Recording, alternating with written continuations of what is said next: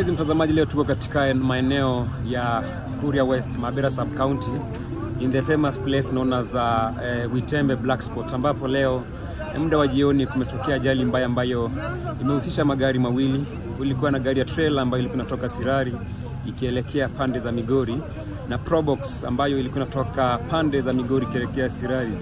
Zikagongana ana kwa ana katika the famous Black Spot ya Witembe, na dereva ile Probox aliaga dunia papo hapo, na manusura wengine walioko kwenye Probox wamefikishwa hospitali ila wako katika hali mahututi. Dereva yule wa trailer basi alitoka akiwa hai na waliweza kuondoka kutoka kwenye eneo lile la ajali.